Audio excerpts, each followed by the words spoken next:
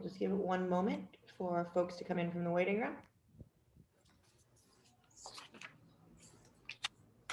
Good afternoon. This is the voting hearing of the Boston Cannabis Board. Today is Wednesday, May 19th, 2021. Today's hearing is being conducted to certain temporary amendments to the open meeting law. That's what allows us to meet virtually. This hearing will be recorded and posted to the city's website. While the public is invited and welcome to attend, no additional testimony will be accepted today. Before we'll begin, I will introduce Kathleen Joyce, the chairwoman. Good afternoon. Leslie, I just wanted to make a note. I think your volume might be down a little bit low. I have a hard time hearing you. My name is Kathleen Joyce. I'm Commissioner of the Boston Cannabis Board. I'm joined today by Commissioner Lisa Holmes, Commissioner Darlene Lombos, and Commissioner John Smith. Also joined today by Project Manager Jasmine Nguyen and our Executive Secretary, Leslie Delaney Hawkins. Thank you. As a reminder, the items before the board today, or the options before the board today on each application is to grant with any conditions that the board feels appropriate, to defer, to reject without prejudice, which means the applicant can reapply at the same location, or to reject with prejudice, which means the applicant cannot reapply at the same location for a period of 1 year. I will begin with the chair and ask for comments on each application and go through the chairwoman and the commissioners. After that, we will ask for a motion. If there are any questions on the motion, after that, we will vote on each item. Calling item 1, the licensee is Liberty Compassion, Inc. The license premise is 51 Albany Street. This is an existing medical cannabis dispensary license. This is an application for a change of beneficial interest holder, change of officers, directors, and transfer of stock with no changes to operations. Chairwoman Joyce? I have no issues. I vote to approve those changes. Commissioner Holmes? Oh. You're muted. All right, just give me There I am. I'm sorry. I have no problems with this license either as requested. I'm good with it. Commissioner Lombos? Oh, I was just going to second it. I'm sorry, I was out of turn. But no questions. Commissioner Smith? Same thing, no questions. All right, is there, Chairwoman Joyce, do you have a motion? Make a motion to approve these changes as requested. Is there a second? I second. All in favor? Aye. Aye. All right, the board has granted the request for the change in interest. Calling item 2, the applicant is the Heritage Club LLC. The proposed license premise is 116 Cambridge Street in Charlestown. The license type is a recreational cannabis dispensary license with hours of operation Monday through Friday, 10:30 a.m. to 9 p.m. Saturday through Sunday, 9 a.m. to 9 p.m. This is a certified equity applicant. The date of the initial application was November 19th, 2020. The date of filing with Inspectional Services was October 26, 2020. And the date of the community meeting was March 10th, 2021. Chairwoman Joyce? Okay, so Leslie, are we all going to go around and talk about the application? Yes, if each member could discuss their comments on the application, after which we will ask for a motion. Okay, this applicant scored very high in each category. I think the application as presented at last week's hearing is greatly improved over the application we had before us in November. And I want to thank the applicant for working so closely with the board and the staff. I do want to point out a few things that, especially the community feedback and public support, that do not have equally high scores, but for everyone here joining us today, this category is only 20 of 100 points that we have to score. And that category is broken down 10 points for support from local officials and 10 for support from local community groups. A couple of things I want to point out.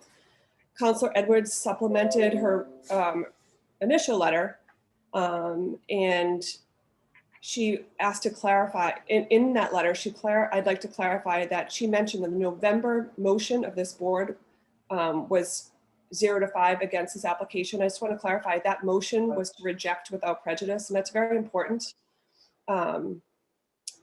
Rejecting a proposal and rejecting a proposal without prejudice are two very different votes, especially when this applicant is an equity applicant for scheduling purposes. The board members discussed on the record whether to defer or whether to reject without prejudice. I made it very clear at the first hearing in November that I wanted the applicant to go back to the community and do a full traffic study. And that is why I made a motion to reject without prejudice, and I did not make a motion to defer.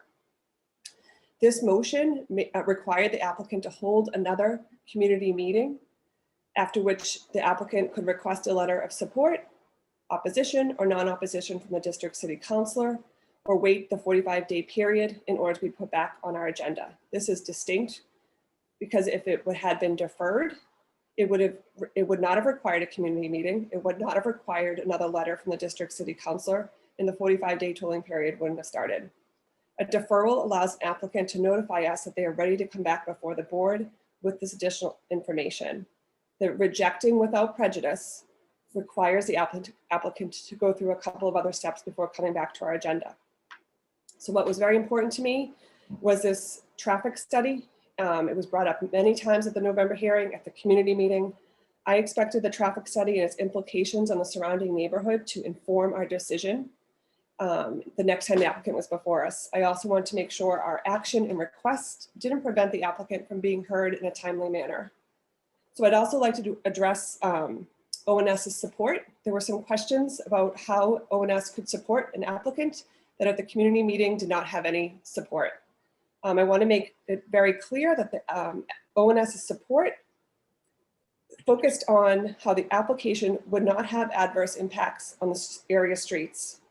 The ONS also made a point of saying that they understand that there is both support and opposition on the record regarding this proposal, but the mayor's office would like to go on record in support and ask that the applicant continue to reach out to the community as they move through this process. The two things I want to address was my request of the applicant to do the traffic study and to continue to work with the community. The traffic study was done. They did just that.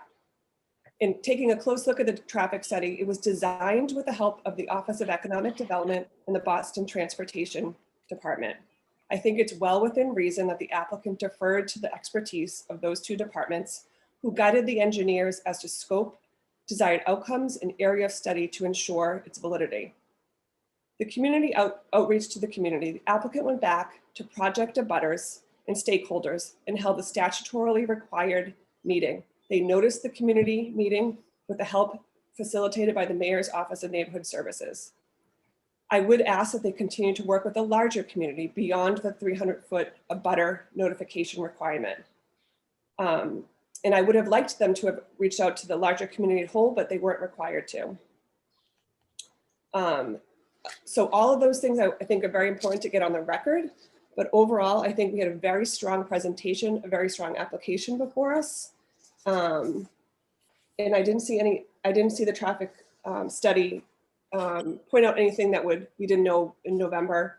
I think they confirmed that there would not be additional negative impacts to this neighborhood. Thank you. Commissioner Holmes? Again, yes, I agree with the chairwoman's sentiment. The Heritage Club went back and did everything we asked. And this was a much stronger presentation than the one in November.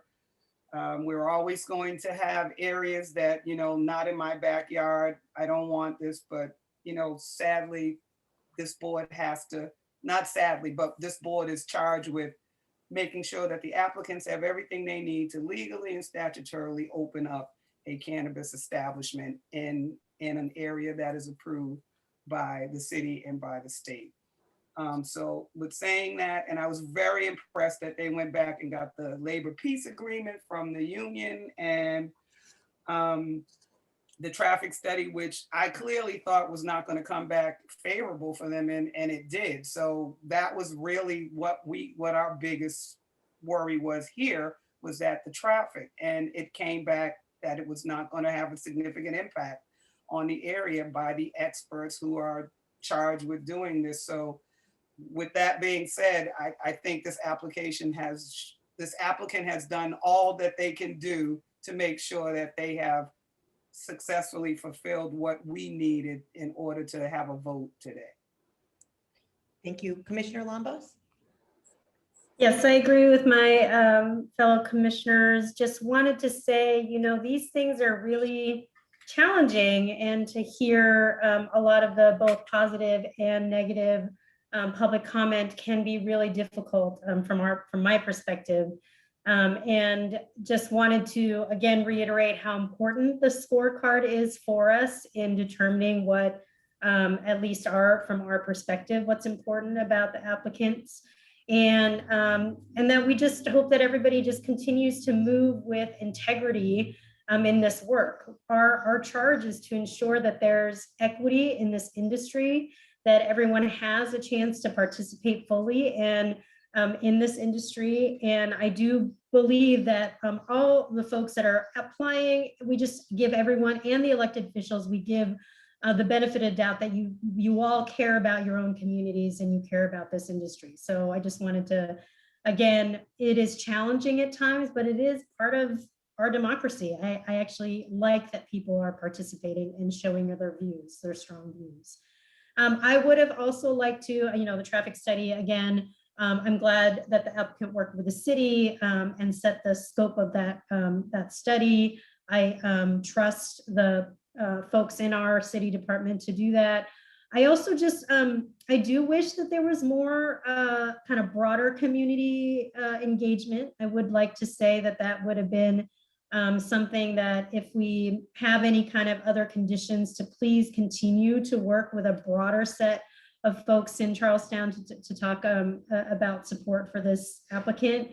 And then I did, again, like Commissioner Holmes brought up, the labor peace agreement is very important from my perspective. It just assures me that there will be worker voice on the job. And that is so important, especially in this time period when people are going back to work. And it is important for people to be able to have dignity and respect and good family sustaining wages. So I'm really glad that they are able to do that as an applicant. So yeah, that's all I have to say. Again, I appreciate everybody participating. It really does seem obviously challenging, but it is important for this process.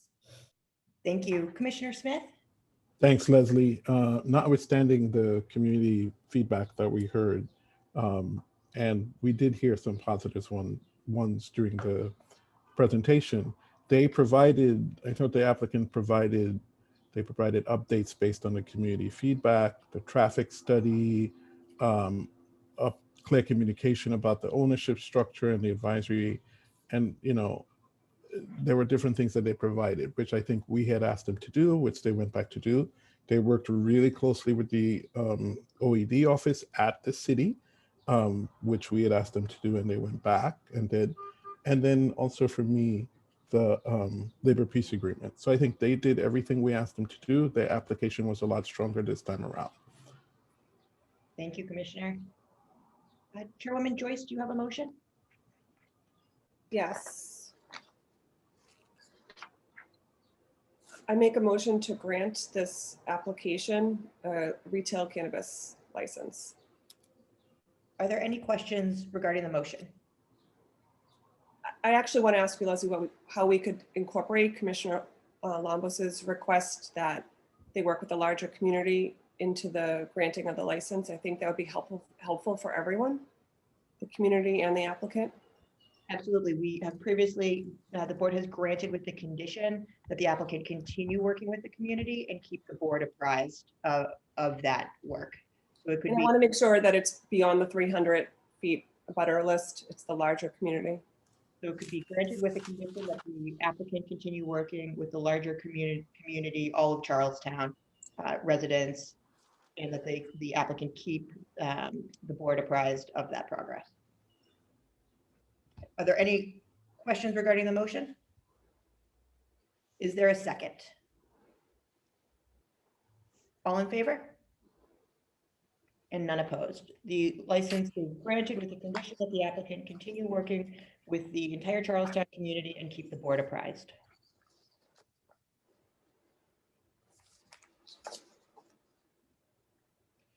Calling item 3. The applicant is Rooted In LLC. The proposed license premise is 331 Newberry Street, Back Bay. The license type is a recreational cannabis dispensary license. The proposed hours of operation are Monday through Saturday, 10 a.m. to 10 p.m., Sunday, 11 a.m. to 8 p.m. This is a certified equity applicant. The date of initial application is January 12th, 2021. The date of filing with inspectional services is January 12th, 2021. And the date of the community meeting was February 23rd, 2021. There is a buffer zone conflict with this applicant. Chairwoman Joyce? Thanks, Leslie.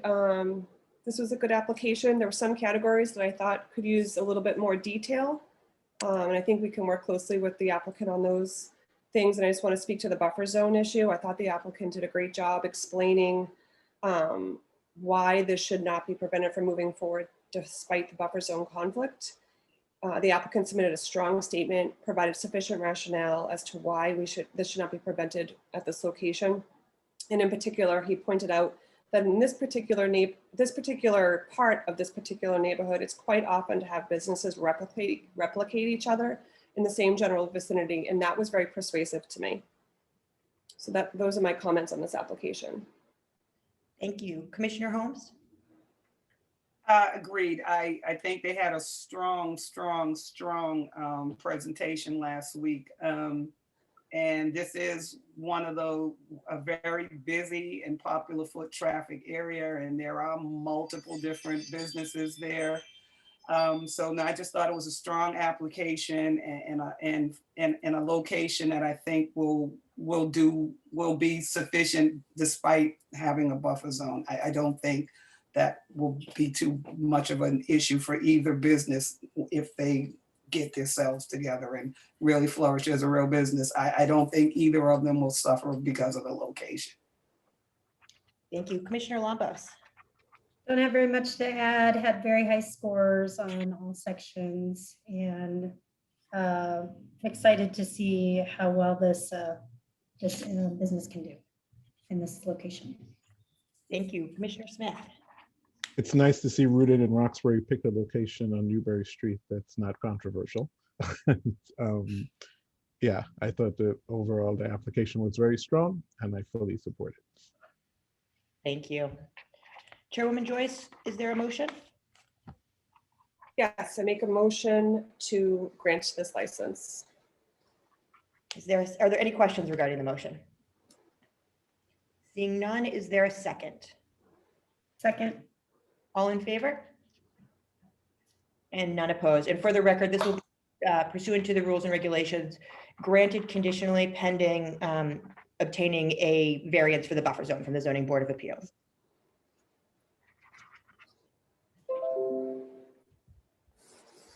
Calling item 4, the applicant is R2 Resilient Remedies, LLC. The proposed license premise is 31 Cambridge Street, Charlestown. The license type is a recreational cannabis dispensary license with proposed hours of operation Monday through Sunday, 11 a.m. to 8 p.m. This is a non-equity applicant. The date of initial application was April 24th, 2020. The date of filing with inspectional services was April 16th, 2020. The date of the community meeting was October 22nd, 2020. And the board's vote on item 2 establishes a buffer zone with this applicant. Chairwoman Joyce? Thanks, Leslie. This applicant scored very high in several categories, in particular the employment plan and the community feedback, public support category. I thank them for supplementing the presentation with more details about the hiring practice. It was good to see that fleshed out in the supplemental email. And I appreciate them working with us on that. It's a small building. I am concerned with the crowd management. But again, I think the application they presented addressed some of those issues. I think we could still work with them on that. But again, as I have at almost every single hearing, I have real concerns about the traffic here. I brought this up at numerous hearings with numerous applicants. And with a license at this location, I'm concerned what the traffic will mean to the surrounding neighborhoods. And in light of the fact that we will be having another cannabis location opening up not too far away. So the applicant, this is the same situation we had just for members of the board we had in Hyde Park. We had one agenda with an applicant that created a buffer zone for another applicant later on the agenda. And they had to prove whether or not they met the height and level of scrutiny. But putting aside the buffer zone conflict for a second, I really want to go back to the traffic study. As I said, we have requested the traffic study from numerous applicants before. For example, rooted in at 195 Dudley Street, we had to defer them to complete a traffic study. This applicant did provide us with a traffic study. It was 16 pages, which is really distinct from the traffic study we got submitted by the Heritage Club. Staff consulted with Boston Transportation Department regarding the submitted 16-page traffic study, and we were advised that we should request the appropriate supplemental data and the processes that were used to reach the conclusions in the 16-page traffic study that was submitted to us. They did. They submitted a 57-page overview yesterday at 6 o'clock. I haven't had an opportunity to confer with my fellow commissioners, but I know I have not had enough time to digest what was in the supplemental 57 pages. And I would normally ask staff to review what was submitted, to then confer with BTD to see if that constituted a sufficient and full study akin to what we asked of the Heritage Club. So I just want to open up this part of the deliberation to my fellow commissioners to get their input and feedback on, and their thoughts on the traffic in the traffic study that was submitted. Commissioner Holmes. I agree. I was going to ask that a complete traffic study that we have asked of the Heritage, Rooted, and all the other places that we have asked to submit these real, the complex traffic studies be done here. Receiving the one at 6 o'clock last night truly did not give me, I didn't even see it till this morning because I didn't check any more emails after 5. So I didn't get it. So we haven't really had a time to read it and compare. So I would be asking for a similar traffic study that we asked Heritage to do, as well as Rooted at 195 from the city and the experts, and we compare to see what those outcomes are. Thank you, Commissioner. Commissioner Lombos. Yeah, I just, I obviously defer. I haven't read the study either. It did come fairly late, but I'm hoping that the study is sufficient, partly because they did have high scores for me. They, looking back at my notes at some of the pieces on their hiring, it was, I had some questions about that and they answered them in the supplemental information. So I did have high scores on that. And I also, one just little comment, in the presentation, the wages weren't actually in the, delineated in the presentation, but asked the question and they did have that. But for other applicants, I like to see the wages and benefits and things written out. So for future applicants, don't be shy, even if it's aspirational, because those are really important. So again, they had fairly high scores on most categories. I like that they obviously are very locally supported. And so I do defer to the to others, to our fellow commissioners here around the traffic study. I haven't read it, so. Thank you. Commissioner Smith. Thank you. They received good scores all over. I do agree with Commissioner Lombos about the salary. I do also think that it would have been good to get the traffic study that we got earlier so we could have looked it over. So I would also defer. Thank you, Commissioner. Chairwoman Joyce, would you like to make a motion? Yes, just to pick up what Commissioner Holmes has said, Rooted in Dudley, on Dudley and Heritage, they were both equity applicants, so they were able to tap into the equity fund to get the traffic study, right? Correct. So this applicant couldn't, but we might be able to get the expertise of BTD to interpret the details of this for us. Okay. And So I don't want to put this applicant at a disadvantage to then have to go out and pay for another traffic study if BTD tells us that this is sufficient. Okay, so we can submit what they submitted to us last night to BTD, and then they can give us their opinion if it's sufficient. Is that what you're saying? Yeah, Okay. I think that's the way to go about it. And if it's insufficient, we can talk to the applicant about getting more information. Okay. But I don't think they need to go back to the community if the traffic study is sufficient. So I do think it's a strong application otherwise. In light of all that, I would make a motion to defer this applicant to the next voting meeting, Leslie, or do we need to come back and present on the traffic study? if, once we speak to BTD and they've reviewed the supplemental materials, if they feel that it's appropriate and that the methods and the data support the conclusion that was in the brief narrative that was initially provided, I would recommend that they can go straight to the voting meeting, and we'll convey that to the chairwoman and each of the commissioners. If BTD has concerns about the methods or the process, then we can work with that applicant to give them the opportunity to re-present if they do decide to move forward with another study. Can we make sure that they don't have to get in the queue, like they'll be able to get Yeah. ahead? That's Yeah. what I'm concerned about. I don't want them to have to go to the bottom of the Yeah, line. go through the way, yeah. Nope, they retain a deferral keeps their place in the queue, and assuming that BTD can review and confirm, we can put them on for old and new business next month. Okay, so- that sounds fair. Okay, so to be clear, we're in May, they would be on the June voting meeting, and they would be voted on before the rest of the June agenda, Yes, they would be. as if it's a continuation of today. Right. Okay, so I make a motion to defer this application till June. Can I just ask something real quick? What happens if BTD can't get to them in time for June? We will make sure. We will Okay, make- okay. And in the event we have some specific questions, if we can't work with them in particular over email or correspondence, we could have them come back and answer questions on the record. Okay. Okay, Yeah, but again, just to emphasize this, even if BTD, which we don't anticipate that there's anything defective in the study, but even if there was an issue, that still doesn't put them at the bottom of the queue. Okay. So there is a motion to defer this item to the next voting agenda, which is June 16th.